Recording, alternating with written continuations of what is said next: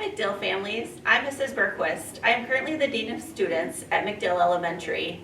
Thank you for joining us today on our virtual tour, as you'll get to see areas within the school and also meet more of our staff. We want to let you know we're excited to have your students join us, and welcome. Hi, I'm Mrs. Roth and I'm in the main office. I take care of the attendance, and if your child gets hurt on the playground and they need an ice pack or Band-Aid, I'll be the person that they see. And hi, I'm Mrs. Hebner. I'm the school secretary. You'll be receiving lots of emails and communication from me. Please feel free at any time to call the office if you have questions or concerns regarding your children. We are here to help.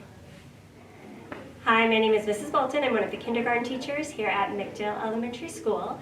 Super excited about our new incoming kindergartners for next year.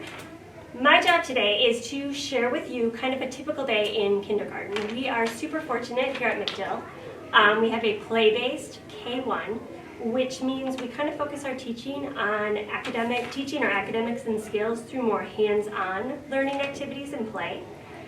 Typical day in kindergarten, we start with our arrival, a check-in. Right now we are currently eating breakfast in the classroom. We have some morning tubs, so the kids are hands-on, interacting while they're checking in for the morning and getting started on their days. Once we're all here, settled, we start with our morning meeting. We take a lot of brain breaks and bathroom breaks throughout the day in kindergarten. From there we move on to Number Corner. Our Number Corner is kind of in an area where we focus on calendar, counting, number studies, some mini lessons in math. From there we have our language arts, some mini lessons in reading and writing and rotations. Those rotations might look like reading and writing activities, as well as some table activities, projects, rotating through some fun hands-on stations throughout the classroom, literacy, math, science, and social studies, different things like that. We have about a 40-minute recess, so kids are outside, active and playing every day. We have a milk and snack break within the classroom. Our super study, on Mondays we have Tucker Time, which is where we introduce letters of the alphabet and letter buddies. Great opportunity for your kiddos. We are working on identifying the upper and lowercase letters. They learn a Tucker sign and the sounds for those letters and letter buddies and how to form those letters. We also have Handwriting Without Tears, another great program to work on those letters and our letter studies and rainbow words here at McDill. On Tuesdays, our super study is focused on social emotional lessons. On Wednesdays, we are currently doing e-learning. I'm guessing that will change for next year. Thursdays are kind of our STEAM activities, which is the science, technology, engineering, arts, and mathematics, where the kindergartners are kind of challenged to design and create and build some really awesome stuff. Fun time, they really get into this. And then on Friday we have our super review. Then we have a theme activity. Our theme this week is plants and Earth Day. Next week our theme is ocean, so a fun way to work on all those across the curriculum academics and skills with some fun themes and play-based activities where the kids can again go around to stations. We have some great literacy and stories that we add in at that time. We have a lunch break, rest time, and our Maples, which is our music, art, Phi-Ed, and library. That's when they will work with those specialists throughout the building on a 6-day rotation. We have our free choice time, which is 1 hour of play, and it is just free play for the kids throughout the classroom with dramatic play and stations and toys galore. So great time for the kids. We wrap up with a read aloud and our dismissal.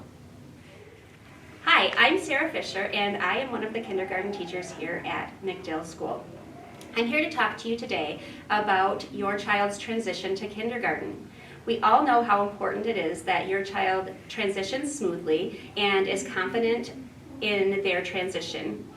We'll do things at school to help make that happen, but there are some things that you can do at home over the summer and throughout the year to help make your child successful and confident in kindergarten as well. Here are just a few things that you can do. Speak positively about school.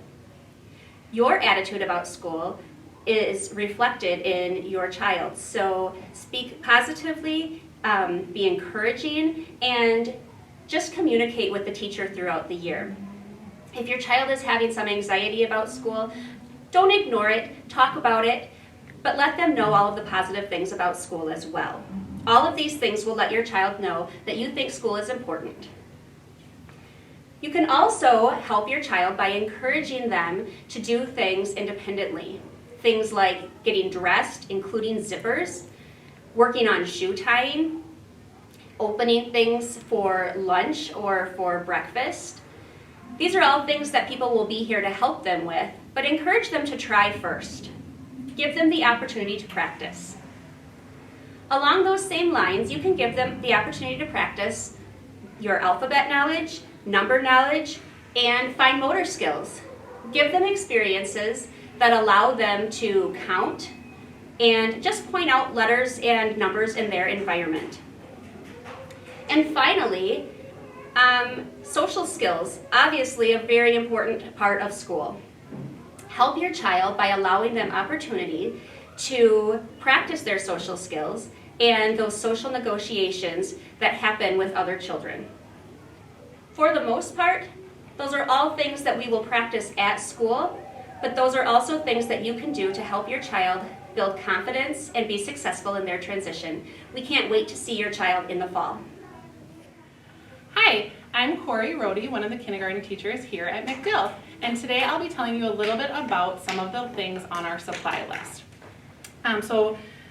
You'll get one of these that kind of tells you all the supplies that you need.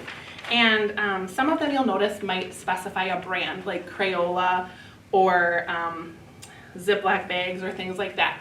And what we've found over the years is that those brands just are a better quality, and so they just last longer, so we end up needing less replacements, which makes it easier and eventually cheaper for you. So when you see that Crayola for crayons or things like that, there is a reason behind that. They just seem to last a little bit longer. The crayons, the glue sticks, the pencils, markers, none of that will need to be labeled because we will keep that in a spot for your child, so when they need replacements, we'll have it. But things like headphones, and when you bring your headphones, we ask that you don't bring earbuds because sometimes those are hard for kids to put in their ears and it's difficult for us to help them to do that. So please bring just regular headphones just like this, and these can be labeled with your child's name on it. This year we're also requesting some plastic folders because they just hold up better when they're going back and forth from home into school every day. So plastic folders work the best for us. If your last name begins with A through M, you will bring quart size Ziploc bags. And if you are N through Z, you will bring gallon size Ziploc bags. So that's something that you don't need to bring both, so just look and see which one you're assigned. The other thing that's really important is a rest mat. And this is the kind that is kind of the easiest for us to store. They fit in the lockers best. So they just unfold just like this, and the kids are able to lay down on them. But the blue and red ones just are a little bit smaller than some of the other ones, and so they fit better for storage. Another thing that's really important is to bring a bag that has extra clothes. So everything, socks, underwear, shorts, pants, depending on time of the year, and shirt. We have lots of milk spills, or if the playground is a little muddy, or sometimes kids do have accidents. And so it's just important that they have an extra set of clothes here at school, and you can label it with your child's name on it. If you have any other questions about our supply list, please feel free to reach out to the school. Otherwise, we can't wait to see you in the fall. Hi, my name is Kathy Reynolds. I'm the school nurse coordinator for the Stevens Point Area School District. I, along with my school nurse colleagues, are here to welcome you, kindergartners, parents and guardians, to kindergarten. But before I start, I'd like to introduce my school nurse team, starting with... Hi, I'm Nurse Sarah. I'm Nurse Berta.